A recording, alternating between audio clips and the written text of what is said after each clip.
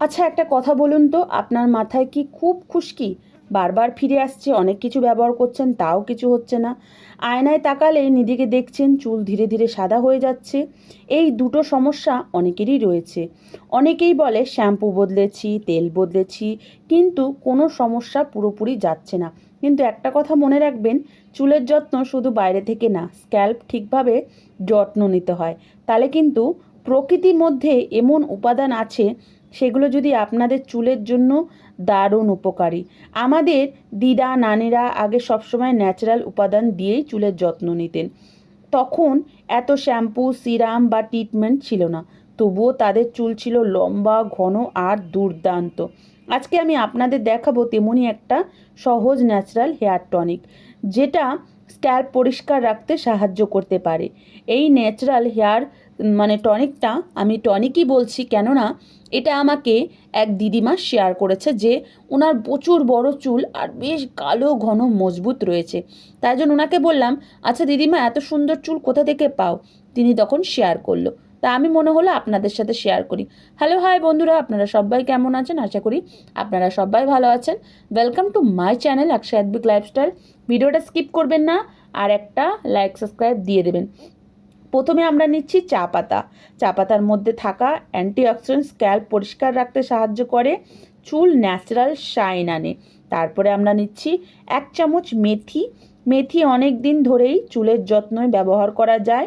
এটি খুশকি কমাতে এবং চুলকে শক্ত করতে সাহায্য করে। তারপর আমরা যেই উপাদানটা নিচ্ছি সেটা কি জানেন? সেটা হচ্ছে আমাদের মৌরি।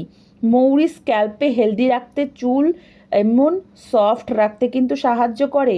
মৌরিকে কিন্তু শুধু, যদি এই গরম পড়ে গেছে, বাতাসা আর মৌরির জল, ভেজানো জল খাওয়া শুরু করুন। পেট ঠান্ডা রাখবে, শরীর ঠান্ডা রাখবে, স্ক্যাল্পকেও ঠান্ডা রাখবে। তারপরে আমি নিচ্ছি 1 চামচ চাল। আপনারা চাইলে রেশনের চালটা বেশি নিতে পারেন, শাইন থাকবে না, ভিটামিনটা বেশি থাকবে। চালের মধ্যে থাকা পুষ্টি চুলের ময়শ্চারাইজার দূর করতে সাহায্য করে না, আর চুলকে সফট করতে সাহায্য করে। তারপরে নিচ্ছি লবঙ্গ। লবঙ্গ স্ক্যাল্পে পরিষ্কার রাখতে সাহায্য করে এবং খুশকি কমাতে সহায়ক করে। আমি এর মধ্যে আরও দুটো উপকরণ দেব, আপনারা দেখতে থাকুন ভিডিওটা। এর মধ্যে আমি জল দেব, রাত্রিরে কোনো ভেজানোর সমস্যা নেই। আর একটা কি বন্ধুরা জানেন, এটা কিন্তু তৈরি করে আপনি 1 মাসের জন্য স্টোরেজ করতে পারেন। আপনার যখনই সময় পাবেন এটা তৈরি করবেন, আর 1 মাসের মধ্যে বোতলে ভরে রেখে দেবেন। তারপরে আপনার যদি রবিবার তৈরি করেন বা অন্য কোনো দিন তৈরি করেন, লাল পেঁয়াজ যেটা খান, খোসাগুলোকে জমিয়ে চুপ করে রেখে দেবেন একটা পলিথনে। যখনই এটা তৈরি করবেন, এর মধ্যে কিছু পেঁয়াজের খোসা দিয়ে দেবেন, খোসা কিছু মিশিয়ে দেবেন। এই পেঁয়াজের খোসা এমন কিছু উপাদান যা চুলের রুটকে মজবুত করতে সাহায্য করে, চুল পড়া কমায় এবং চুলকে শাইনি করতে খুব ভালো সাহায্য করে, চুলের খুশকি কমাতে সাহায্য করে। পেঁয়াজের খোসাতে যত গুণ আছে আমি যদি বলি, এই ভিডিওটা শেষ হবে কিন্তু পেঁয়াজের খোসার গুণ আর শেষ হবে না।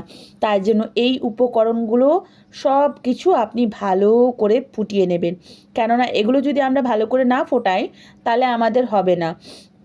এই ট্রিটমেন্টটা মাথা স্ক্যাল্পে আমাদের কিন্তু লাগাতে হবে। এইটা এত ভালো বন্ধুরা, চুলের যত্ন নেওয়া মানে শুধু তেল লাগানো বা শ্যাম্পু করা না, চুলের আসল যত্ন শুরু করা স্ক্যাল্প থেকে। আপনি যদি নিয়মিত ন্যাচারাল উপাদান ব্যবহার করতে তাহলে কিন্তু চুল ধীরে ধীরে শক্ত, হেলদি আর সুন্দর হতে শুরু করবে।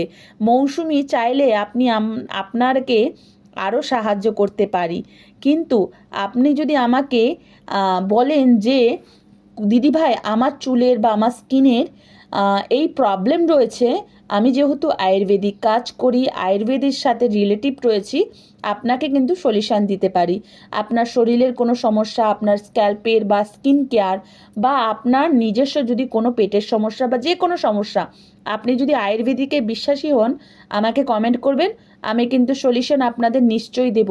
অনেককে অনেক সলিউশন বলেছি, তারা কিন্তু ভীষণ ভালো ফল পেয়েছে। তাই জন্য আপনাদেরও বারবার বলছি যে আপনারা যদি আমাকে বলেন, আমি কিন্তু শেয়ার করব। কেন বলুন তো বন্ধুরা, আমার মনে হয় অ্যালোপ্যাথির থেকে যেরকম কলকাতায় হোমিওপ্যাথিটা বেশি। হোমিওপ্যাথি হচ্ছে কি বলুন তো, রোগটা ধীরে কমায় কিন্তু গোড়া থেকে কমায়, আর অ্যালোপ্যাথি কিন্তু তখনকারটা তখনই কমায়। সেরকম আয়ুর্বেদিক হয়তো একটু দেরি হবে, কিন্তু গোড়া থেকে আপনাকে মজবুত করবে, আপনাকে গোড়া থেকে সব কিছু প্রবলেমের সলিউশন করবে। এটা ভালো করে ফুটিয়ে নেওয়ার পর ঠান্ডা করে নেবেন। তারপরে যে কোনো শ্যাম্পু আপনি মিশিয়ে নেবেন। আপনি চাইলে অল্প একটু বাটি করে তুলে স্প্রে বটলে আপনি স্প্রে করতে পারেন, মাথা ঘষার ঝামেলা থাকবে না। আর আপনি এটা শ্যাম্পু সপ্তাহে নিয়মিত আপনি যখনই মাথা ঘষবেন, গরমকাল কিন্তু একদিন পর পরই মাথা ঘষাটা খুবই দরকার মেয়ে মানুষদের, যত ছোটই চুল হোক না কেন, যত বড়ই চুল হোক না কেন, মাথা কিন্তু ঘষার খুবই দরকার। এটা স্ক্যাল্পে লাগাতে হবে, হালকা ম্যাসাজ করুন, স্ক্যাল্প ভালোভাবে ধুয়ে ফেলুন, 30 মিনিট রেখে দেবেন। অন্তত 30 মিনিট না পারেন 5-10 মিনিট রাখবেন, তারপরে কিন্তু মাথাটা ধুবেন। কেননা আপনি যদি ম্যাসাজ না করেন, ওটা যদি চুলের ভেতরে না যায় সব উপকরণগুলো, তাহলে চুলগুলো আপনার ভালো কি করে হবে। তারপরে কিছুদিনের মধ্যে আপনি দেবেন চুল কালো হতে শুরু করছে, চুলের শাইনিং চলে এসছে, আর আপনার চুল মজবুত হচ্ছে। ভিডিও ভালো লাগলে লাইক সাবস্ক্রাইব করতে ভুলবেন না।